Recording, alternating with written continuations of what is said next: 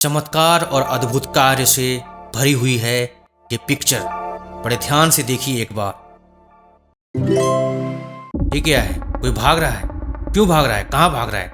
और ये लंगोटी वाले बाबा जी, कोई संत ब्रह्मचारी, इनकी कहानी चमत्कारों से भरी हुई है, ये भी पता चल जाएगा। और बीच में हनुमान जी कुछ दे रहे हैं, किसको दे रहे हैं, क्यों दे रहे हैं, ये भी पता चल जाएगा। ये तो कुछ नहीं है, इसके आगे बहुत कुछ छुपा हुआ है। सब कुछ मैं बताऊंगा। मैं दावे के साथ कहता हूं, वाकई इस कहानी को सुनने के बाद, इस प्रेजेंटेशन को देखने के बाद आपका उत्साह इतना ज़्यादा बढ़ जाएगा कि आप कल से ही अपने बल को बढ़ाने के बारे में सोचेंगे। बल माने आध्यात्मिक बल और ब्रह्मचर्य का बल। क्या आप तैयार हैं? लास्ट में आप लोगों के लिए कुछ खजाना भी है।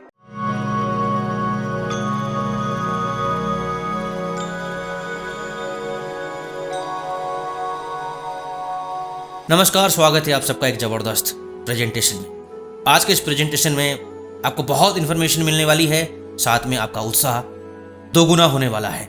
इस प्रेजेंटेशन में आप जानेंगे एक चमत्कारिक ब्रह्मचारी क्रांतिकारी संत के बारे में, जिन्होंने भारत के राजनीतिक और सामाजिक परिवर्तन में बहुत योगदान दिया है।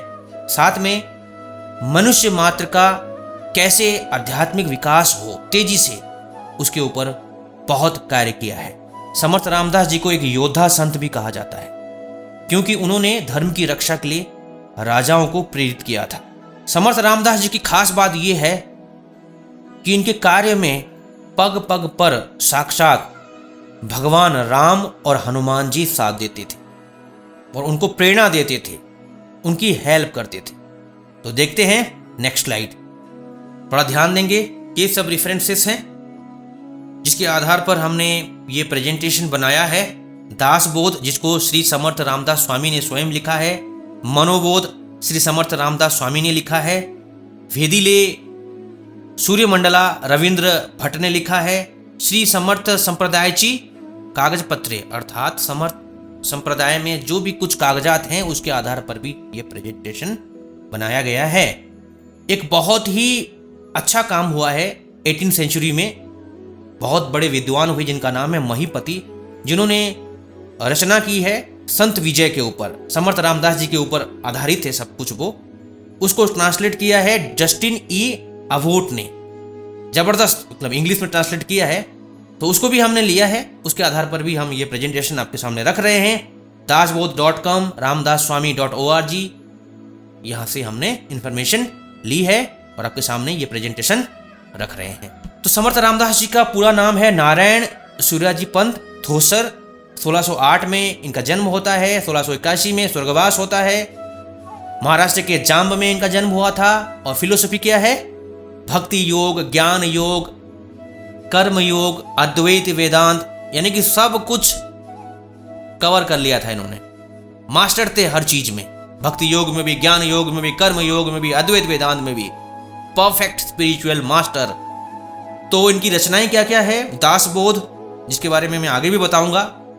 मैं आपको कुछ बहुत ही इंटरेस्टिंग और मोटिवेशनल लाइंस भी ट्रांसलेट करके बताने वाला हूं, जिसको सुन करके आप गदगद हो जाएंगे, एकदम पावरफुल हो जाएंगे, एकदम मजा आ जाएगा, एकदम पूरा रोंगटे खड़े हो जाएंगे आपके।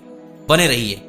मनोबोध, आत्माराम, श्री मारुति स्तोत्र, जैसे हनुमान चालीसा फेमस है, ठीक है, जितना पावरफुल है उतना ही पावरफुल श्री मारुति स्तोत्र भी है। लेकिन मारुति स्तोत्र मराठी में है और महाराष्ट्र में सबसे ज्यादा फेमस है। जितना आदर से और श्रद्धा से हनुमान चालीसा लोग पढ़ते हैं, उतना ही आदर से और सम्मान से और विश्वास के साथ, आस्था के साथ श्री मारुति स्तोत्र पढ़ा जाता है। रामायण के ऊपर भी इन्होंने कार्य किया था और बहुत सारे आरतियां लिखी हुई है, जैसे कि गणपति जी की आरती, सुखकर्ता दुखहर्ता, ये भी समर्थ रामदास जी ने लिखी है। देखो, बचपन में सभी बच्चे शरारती होते हैं, तो उसी प्रकार समर्थ रामदास जी भी शरारती थे। तो बहुत ज़्यादा शरारत कर रहे थे, तो एक दिन उनकी माताजी ने उनको डांट दिया, तो नाराज हो गए और घर के ऊपर कोई कमरा बना हुआ था, उसमें जाकर के अंधेरे में बैठ गए। काफ़ी समय तक वो वापस आए नहीं, नीचे आए नहीं। तो माताजी चिंतित हो गई, क्या हो गया? तो उस समय पर क्या कर रहे थे?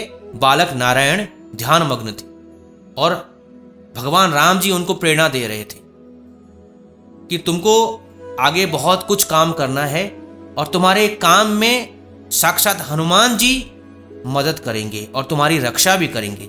इस प्रकार उनको प्रेरणा दे रहे थे। उनकी माता जी आती है, पूछती है भाई तुम यहाँ क्यों बैठे हो? तो समर्थ रामदास जी बोलते हैं, बालक नारायण बोलते हैं, चिंता करी तो विश्व चाहिए, अर्थात मैं विश्व की चिंता कर रहा हूँ।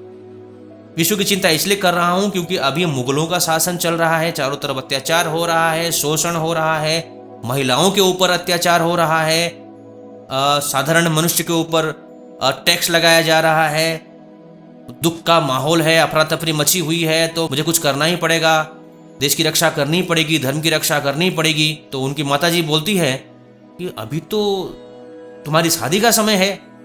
उस समय पर क्या है ना, बाल विवाह प्रचलन था, तो जवान होते ही शादी कर देते थे। तो उनकी माताजी बोलती अभी तो तुम्हारी शादी का समय है, तुम्हें तो अपने गृहस्थी की चिंता करनी चाहिए, तुम क्या विश्व की चिंता कर रहे हो?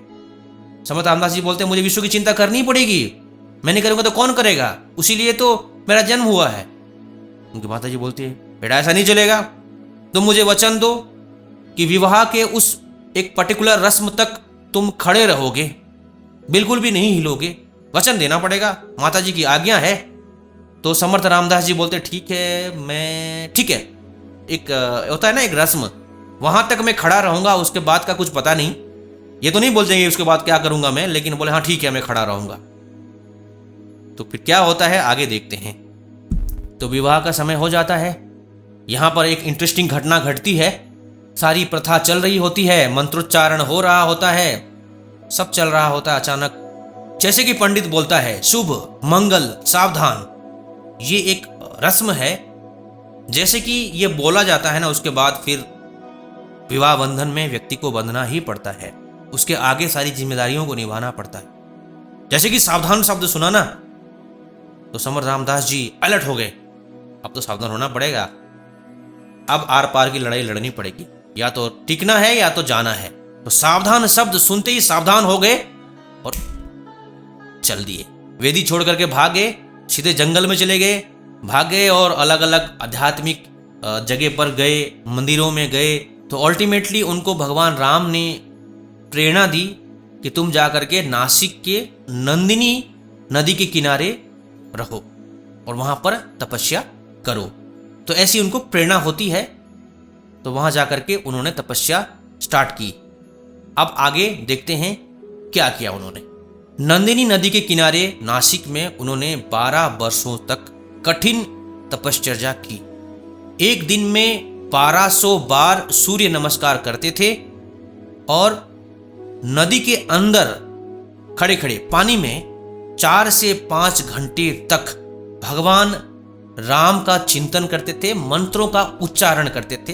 दिन भर में 4 से 5 घंटे तक शास्त्रों का अध्ययन करते थे। वेद, उपनिषद, रामायण, महाभारत, पुराण, शास्त्र जो भी है सब कुछ वो अध्ययन करते थे। उस दौरान उन्होंने पूरे महाराष्ट्र में 500 हनुमान जी के मंदिर की स्थापना की। सोशल अवेयरनेस के लिए उन्होंने काम किया, तरुणों को उन्होंने ट्रेंड किया, बल बढ़ाने के लिए उनको प्रेरित किया, ब्रह्मचर्य का पालन करने के लिए उनको प्रेरित किया। आप देख सकते हैं हनुमान जी की उपासना के लिए तरुणों को उन्होंने प्रेरित किया। तो आगे देखते हैं, एक इंटरेस्टिंग स्टोरी है। समर्थ रामदास जी का जो पहला शिष्य नाम है उद्धव स्वामी। अब इसके ऊपर एक बहुत अच्छी कहानी है। एक बार समर्थ रामदास जी नदी किनारे ध्यान में बैठे हुए थे और एक किसी व्यक्ति की शव यात्रा जा रही थी, अंतिम यात्रा। कोई व्यक्ति मर गया था तो शव यात्रा चल रही थी। तो जो उसकी पत्नी है उसने देखा कि एक तपस्वी बैठा है, तो अपने दुख को हल्का करने के लिए वो आती है और समर्थ रामदास जी ध्यान मग्न अवस्था में बैठे रहते हैं, उनके चरणों के पास बैठ जाती है और रोने लग जाती है। तो समर्थ रामदास जी को पता चलता है कि कोई महिला बैठी है, तो उन्होंने आशीर्वाद दिया कि अष्टपुत्र सौभाग्यवती भव, अर्थात 8 पुत्र होंगे और तुम सौभाग्यवती भव। तो वो महिला और जोर जोर से रोने लगती है। ये सुनकर समर्थ रामदास जी का ध्यान टूट जाता है। अगर मेरे मुंह से ये शब्द निकला है तो मैं विश्वास के साथ कह सकता हूं भगवान ने निकलवाया है, तो आपके जो पति हैं अभी जीवित है। तो समर्थ रामदास जी उनके पति की चिता पर पहुंचते हैं और अपनी योग शक्ति से, भगवान नाम की शक्ति से कुछ भी कहो, उसको जीवित करते हैं। ये चमत्कारिक घटना घटी है। उसके बाद जो पहला पुत्र हुआ था उसे भेंट स्वरूप उस माता जी ने समर्थ रामदास जी को दिया था, और समर्थ रामदास जी ने उसको दीक्षा दे करके उनको महान बनाया था, बहुत पावरफुल बनाया था, और वही हुए थे एकमात्र पावरफुल शिष्य। तो इस घटना के बाद समर्थ रामदास जी की जो कीर्ति है पूरे महाराष्ट्र में फैल जाती। तो इस समय पर जो शाहजी राजे हैं, महाराष्ट्र के जो राजा थे उस समय पर, सम्राट थे, पर्टिकुलर एक एरिया के, जो शिवाजी महाराज के पिता थे, वो मिलने आते हैं समर्थ रामदास जी से, और काफ़ी चर्चा होती है सामाजिक स्थिति के ऊपर, आर्थिक स्थिति के ऊपर, और देश की धार्मिक स्थिति के ऊपर, क्या किया जा सकता है, क्या नहीं किया जा सकता है। तो कुछ वार्तालाप होता है, और आगे फिर यहीं से हिंदू स्वराज का बीज बोया जाता है। आगे बढ़ेंगे। इसके बाद क्या होता है, 12 वर्ष उन्होंने तपश्चर्या की और 12 साल तक पूरे देश में भ्रमण किया, अलग अलग तीर्थों में, अलग अलग स्पेसिफिक जगह में। मैं आपके सामने रख रहा हूँ, उनका नाम उच्चारण कर रहा हूँ। काशी, प्रयाग, चारधाम, गया, अयोध्या, वृंदावन, द्वारका, बद्रीनारायण, ज्योतिर्लिंग, केदारनाथ, जगन्नाथपुरी, रामेश्वरम, गोकर्णा, हम्पी, कोल्हापुर, महाबलेश्वर, त्र्यंबकेश्वर, पंढरपुर। और इस दौरान सिख गुरु हरगोविंद सिंह जी से उनकी मुलाकात हुई थी और काफ़ी चर्चा हुई थी, क्या किया जा सकता है, किस प्रकार देश की रक्षा हो, किस प्रकार धर्म की रक्षा हो। उन्होंने एक किताब लिखी, आसमानी सुल्तानी। देखिए, 12 वर्ष तक पूरे देश में जिन्होंने भ्रमण किया, तो सोचिए उनको कितना सब कुछ पता होगा देश की स्थिति के बारे में, देश की आर्थिक स्थिति, सामाजिक स्थिति, धार्मिक स्थिति क्या है, सब कुछ समर्थ रामदास जी जानते थे। तो उन्होंने किताब लिखी आसमानी सुल्तानी। आसमानी सुल्तानी का मतलब होता है आसमानी, यानी कि जो प्राकृतिक आपदाएं जो आ रही देश के ऊपर, वो क्या क्या आ रही है, और सुल्तानी यानी कि मुगलों का शासन था, तो उस दौरान क्या अत्याचार हो रहे थे, धर्म की कैसे हानि हो रही थी, लोग किस तरीके से परेशान थे, तो सब कुछ उन्होंने उसमें डिस्क्राइब किया है। तो बेटर जितना समर्थ रामदास जी गाइड कर सकते थे राजाओं को, उतना कोई नहीं कर सकता, और उनके पास आध्यात्मिक शक्ति तो थी ही। एक और इंटरेस्टिंग चीज मैं बताना चाहता हूं, जब समर्थ रामदास जी भारत भ्रमण कर रहे थे, उस समय पर क्या होता है, जंगल, पहाड़ी, नदी, नालों से जाते समय जब कभी किसी चीज की उन्हें आवश्यकता होती थी, कोई ना कोई आकर के उसकी व्यवस्था कर देता था। उसके पीछे का कारण उनको समझ में आ गया कि साक्षात हनुमान जी ही भेष बदल करके आते थे और उनकी मदद करते थे, उनको वो सब चीजें दे देते थे जिनकी उनको आवश्यकता पड़ती थी। बाद में जब पता चलता था उनको तो बहुत गदगद हो जाती थी, तो उनकी श्रद्धा और बढ़ जाती थी, उनका विश्वास और बढ़ जाता था, और अपने कार्य को करने के लिए और उत्साहपूर्वक आगे बढ़ते थे। फिर 24 वर्ष बाद, 24 ईयर्स के बाद, 12 वर्ष तो उन्होंने तपस्या की, 12 वर्ष तक पूरे देश का भ्रमण किया, फिर वो अपने घर पे आते, अपने गांव में आते। उनको पता चलता है उनकी जो माता जी है दृष्टिहीन हो चुकी है, और उसी समय पर हो गई थी जब समर्थ रामदास जी घर छोड़ करके चले गए थे। तो समर्थ रामदास जी ने आयुर्वेदिक तरीके से उपचार भी किया और अपनी योग शक्ति से अपनी माता जी की आंखों को ठीक कर दिया। और एक और चीज आपके सामने रख रहा हूं, बहुत ही इंटरेस्टिंग घटना घटी थी। जब समर्थ रामदास जी भारत भ्रमण करके महाराष्ट्र में फिर वापस आए, तब तक शिवाजी महाराज जी अपना पहला जो किला है तोरणा जीत लिया था। पूरे भारत में भ्रमण करने के बाद समर्थ जी ने अपना स्थायी निवास महाराष्ट्र का चाफल को बनाया था। चाफल जो जगह थी चारों तरफ से पहाड़ों से घिरी हुई थी, जंगलों से घिरी हुई थी। इसी जगह से उनको हिंद स्वराज के लिए लोगों को जोड़ना था, इसलिए इस जगह को खास करके उन्होंने चुना था। यहाँ पर उन्होंने एक राम मंदिर की स्थापना की थी, और इसमें घटती है एक चमत्कारिक घटना। मंदिर में मूर्ति की स्थापना होनी थी, मूर्ति थी नहीं, तो समर्थ रामदास जी को स्वप्न में भगवान राम प्रेरणा करते हैं। पास में अंगापुर करके एक तालाब है, उस तालाब के नीचे अंदर, पानी के अंदर मूर्ति है, ऐसी उनको प्रेरणा होती है। तो संध्या के समय समर्थ जी जाते हैं तालाब में, और भी लोग संध्या कर रहे होते हैं। सबके आंखों के सामने वो तालाब में कूद जाते हैं। कुछ लोग रोकते भी हैं कि पानी बहुत गहरा है, आप मत जाइए, लेकिन समर्थ जी सुनते नहीं हैं। घंटों भर पानी के नीचे तलाश करने के बाद फिर ऊपर आते हैं। सब लोग चौंक जाते हैं, ऐसा कैसे संभव है? तो समर्थ जी बताते हैं कि इसमें कोई आश्चर्य नहीं है, तो साधारण सी बात है, प्राणायाम की सिद्धि से सब कुछ संभव है। तो मूर्ति तालाब में से लेके आते हैं और फिर मंदिर में स्थापित करते हैं। तो जब मंदिर की स्थापना पूर्ण रूप से विधिवत रूप से हो जाती है, तो इसी जगह पर तरुणों को, नौजवानों को प्रेरित करते थे, बल बढ़ाओ, ब्रह्मचर्य का पालन करो, सेना में जाकर के योगदान दो। अब पैरेलली दूसरी तरफ शिवाजी महाराज जोर शोर से युद्ध कर रहे थे। मैंने आपको बताया है स्टार्टिंग में कि उन्होंने तोरना किला भी जीत लिया था, अभी तक मिले नहीं थे। आगे देखते हैं क्या होता है। अब आता है बहुत ही इंटरेस्टिंग पार्ट। शिवाजी महाराज जितने पराक्रमी थे ना, उतने विनम्र थे, बहुत विनम्र थे। तो संत तुकाराम जी बहुत बड़े संत हैं महाराष्ट्र के, अभंग और सत्संग सब कुछ फेमस था उस समय पर। शिवाजी महाराज उनके सत्संग में पहुंचे, उनके सत्संग से काफ़ी प्रभावित हुए, इतने प्रभावित हुए कि वैराग्य से उनका जीवन भर गया। उन्होंने प्रार्थना की तुकाराम जी महाराज से कि मुझे शिष्य के रूप में आप स्वीकार कीजिए। तुकाराम जी महाराज ने उन्हें आशीर्वाद दिया। आशीर्वाद देने के बाद उन्होंने कहा, हम तो भक्ति मार्ग में चलने वाले प्रभु के दास हैं, अगर आप इस मार्ग में आ जाओगे तो प्रजा का क्या होगा, प्रजा की रक्षा कौन करेगा? तो फिर उन्होंने आगे मार्गदर्शन दिया, हमसे अलग कोई गुरु है जो आपकी राह देख रहे हैं। उन्होंने स्वयं 12 वर्षों की कठोर साधना की है और अगले 12 वर्ष पूरे भारत का भ्रमण किया है, तीर्थाटन की है। वे इस देश की परिस्थिति को अच्छी तरीके से समझते हैं, साथ में राजकीय जो क्रियाकलाप हैं उसे भी समझते हैं।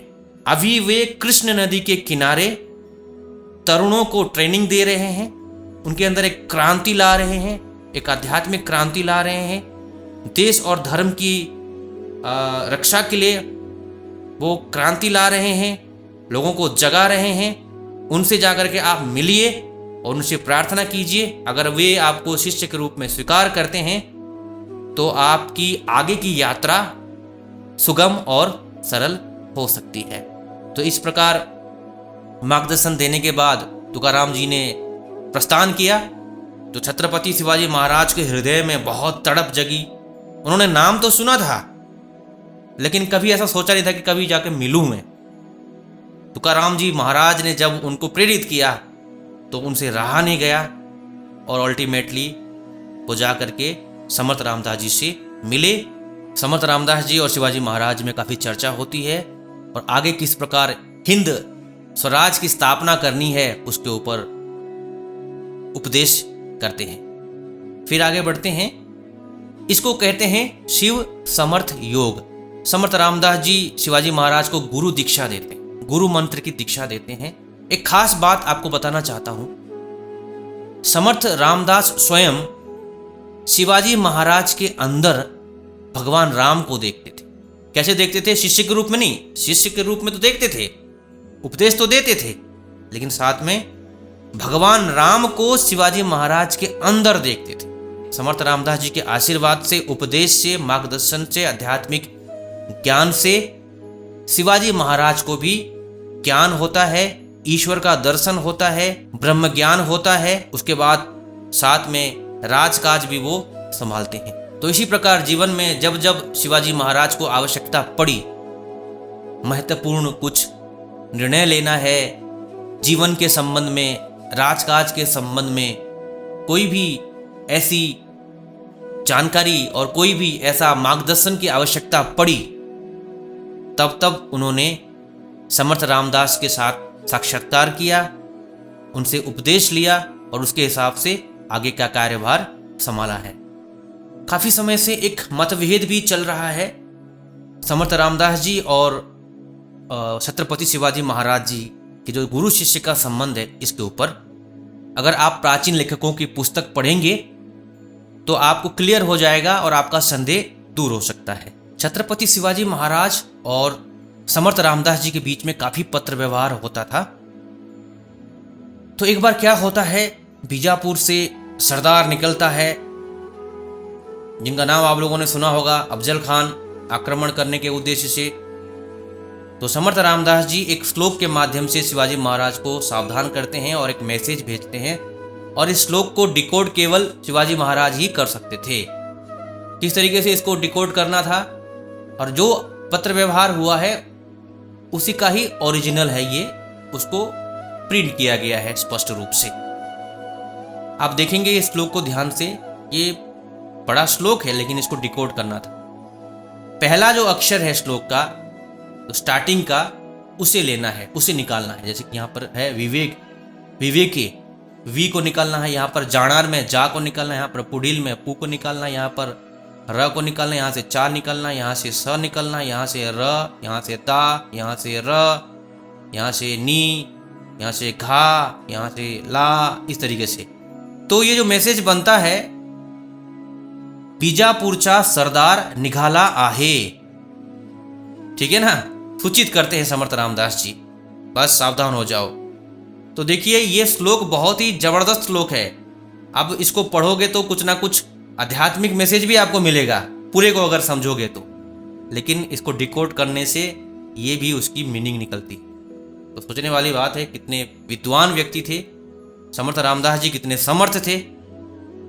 उसके अलावा और भी बहुत पत्र व्यवहार हुए हैं, उसको भी डिकोड किया जा सकता है। आप अगर पुस्तक पढ़ेंगे, जो भी हमने रेफरेंस वगैरह दिया है, तो आप इसको डिकोड कर पाएंगे। यहाँ पर एक और मैसेज देना चाहते हैं। ऑलरेडी पहले भी हमने कहा था, 18वीं सेंचुरी में महिपति नाम से एक विद्वान व्यक्ति हुए, जिन्होंने संत विजय नाम की पुस्तक लिखी थी। उसी पुस्तक में समर्थ रामदास जी और शिवाजी महाराज के बीच में जो गुरु शिष्य का संबंध था, उसके काफ़ी रेफरेंसेस मिलते हैं। और भी कुछ आपके सामने हम पत्र व्यवहार दिखा रहे हैं। ये मराठी में लिखी गई है, इसको मोडी लिपि बोलते हैं। क्या बोलते हैं इसको? मोडी लिपि बोलते हैं। धीरे धीरे फिर अब स्पष्ट हो गई है लिपि। अब बड़े ध्यान से देखिए, समर्थ रामदास जी ने जो भी कुछ लिखा है, जो भी कुछ रचनाएं की है, उसका कुछ आपके सामने विवरण रखते हैं। दासबोध, ये एक कंप्लीट आध्यात्मिक पैकेज है। इसको कैसे लिखा गया था? वेद, वेदांत, श्रुति, शिव गीता, राम गीता, भगवत गीता, गुरु गीता, अवधूत गीता, उत्तर गीता, गर्भ गीता, ब्रह्म गीता, हंस गीता, पांडव गीता, गणेश गीता, यम गीता, उपनिषद, भागवत, इन सारे ग्रंथों पर अध्ययन करने के बाद जो उसका सार है, इस ग्रंथ में, दासबोध ग्रंथ में दिया गया है। वहीं से प्रेरणा लेकर के इस ग्रंथ की रचना हुई है। इसलिए कहते हैं इसे एक आध्यात्मिक कंप्लीट पैकेज। दासबोध जो है सभी विषयों पर भाष्य करता है। अध्यात्म, सामाजिक व्यवहार, सामाजिक विचार, राजनीतिक विचार, ठीक है, और संसार कैसे चलाना है, उसके ऊपर भी इसमें विचार दिया गया है। भौतिक विषयों पर भी काफ़ी चर्चा की गई है। आप पढ़ेंगे तो आपको बहुत कुछ समझ में आएगा। मनोबोध, जिसको मनाचे श्लोक भी बोलते हैं, महाराष्ट्र में काफ़ी फेमस है। अपने मन को सज्जन कहते हुए किस प्रकार उसको वशीभूत करना है और उसे सत्य के मार्ग पर लगाना है, ब्रह्मचर्य के मार्ग पर लगाना है, अध्यात्म के मार्ग पर लगाना है, वो सब कुछ इसमें टेक्निक समझाई गई है, आत्मचिंतन करने का तरीका समझाया गया है। तो आप भी मनोबोध पढ़ सकते हैं, बहुत ही इंस्पायरिंग है। सबसे आखिरी में बताना चाहते हैं आत्मा राम, जिसमें 183 श्लोक हैं। इसमें गुरु शिष्य संवाद है और काफ़ी एडवांस स्पिरिचुअल किताब है। अद्वैत वेदांत के बारे में भी इसमें बताया गया है। जो डीप, एकदम पूरा डीप में जाना चाहते हैं, एडवांस स्पिरिचुअल जर्नी करना चाहते हैं, उनके लिए इसमें उपदेश दिया गया है। कुछ फेमस कोट्स आपके सामने मैं ट्रांसलेट करना चाहता हूँ। समर्थ रामदास जी श्री राम जय जय राम जपते थे, और जब वो भिक्षा मांगने के लिए जाते थे या जब कहीं भी घूम रहे होते हैं, बताने के लिए पब्लिक को जय जय रघुवीर समर्थ, ऐसा वो उच्चारण किया करते थे। अब ये मराठी में लिखा हुआ है, मैं आपके सामने इसका मतलब समझाने जा रहा हूँ। नंबर 1 जो लिखा हुआ है, कल्याणे होत आहे रे आधी केलेची पाहिजे, यत्न तो देव जाणावा आंतरी दरिताम बरी। अर्थात पुरुषार्थ से ही सब कुछ हासिल होता है और पुरुषार्थ को ही भगवान मानना चाहिए। नंबर 2 मैं सीधा अर्थ समझाता हूं आपको। दूसरों पर निर्भर रहोगे तो आपका कार्य डूब जाएगा, स्वयं अपने कार्य के लिए कष्ट करें। नंबर 3 में बहुत अच्छा कहा है, बिना किसी एक्शन के की हुई बातें व्यर्थ है। यानी कि हम बड़ी बड़ी बातें करेंगे और कुछ काम नहीं करेंगे तो वो सारी बातें व्यर्थ है। नंबर 4 जो है, आधी प्रपंच करावा नेट का मग ध्यावे परमार्थ विवेका यथे आड़स करू नका विवेकी हो। इसका मतलब वैवाहिक जीवन में जब हम अपने कर्तव्यों का पालन करते हैं तब जाकर के ही विवेकपूर्ण तरीके से हम अध्यात्म के मार्ग पर चल पाएंगे और सफल हो पाएंगे। और इसमें तो काफ़ी एकदम शक्तियत से उन्होंने कहा है, देवद्रोही तितु के कुत्ते मारो नी घालावे परते। इसमें मैं आपको समझा देता हूँ डायरेक्टली, बहुत ज़बरदस्त है। जो भी देशद्रोही और देवद्रोही है, धर्मद्रोही जिनको कहते हैं, वे सब नीच हैं, कुत्ते की तरह नीच है और उन्हें मारकर भगाना चाहिए। आगे सुनेंगे, आगे समझेंगे। धर्म स्थापना हेतु जो भी प्रयत्न करने आवश्यक है वो करने चाहिए। उसके बाद लिखते हैं, शिवाजी महाराज की स्तुति करते हुए समर्थ जी कहते हैं, इस पूरे धरती पर आपके जैसा धर्मरक्षी कोई दूसरा नहीं है और आपकी ही वजह से आज धर्म बचा हुआ है। ये प्रशंसा करते हुए कह रहे हैं समर्थ रामदास जी। अगला श्लोक, जब शिवाजी महाराज को समर्थ जी ने वेदांत का अनुभव करवाया, अब तुझ में जो शिष्य नजर आ रहा है वो मैं ही हूं और मुझ में जो गुरु दिख रहा है वो भी मैं ही हूं। गुरु शिष्य मिलकर बस मैं ही हूं, मैं ही हूं। इस प्रकार शिवाजी महाराज को समर्थ रामदास जी ने वेदांत का अनुभव करवाया था। शिवाजी महाराज के देहांत के बाद संभाजी महाराज उनके पुत्र वो राजा बने थे और उनको समर्थ रामदास जी ने उपदेश देते हुए कहा था कि आप शिवाजी महाराज के रूप और प्रताप को याद करें, वे किस तरह कार्य करते थे और उन्होंने स्वराज के लिए कितने कष्ट उठाए, इसको याद करते हुए उनसे भी विशेष कार्य करें, तभी स्वयं को पुरुष कहलाएं। तो इसी प्रकार संभाजी महाराज जी ने भी स्वराज के लिए बहुत यातनाएं सही, बहुत कष्ट सहा। आप पढ़ सकते हैं संभाजी महाराज के बारे में कि उन्होंने किस प्रकार अपने धर्म के लिए बलिदान दिया था। समर्थ रामदास जी का ब्रह्मचर्य पर क्या विचार, बहुत ही इंटरेस्टिंग, इसको बड़े ध्यान से सुनेंगे। अति कामत्या राम चित्ती बसेना अति विषयी सदा दैन्यवाणा। अर्थात जो अत्यंत कामी है उसके मन में राम नहीं बसते हैं, यानी कि भक्ति नहीं बसती है, वह व्यक्ति दरिद्रता में ही जीवन व्यतीत करता है। यहाँ पर दरिद्रता का मतलब होता है अज्ञान, अंधकार को दरिद्रता का नाम दिया गया है। उसके अलावा जिसके जीवन में सब कुछ होते हुए भी जो तृष्णा में जी रहा है, शंका में, आशा में, अंधकार में जी रहा है, वो दरिद्र ही माना गया है।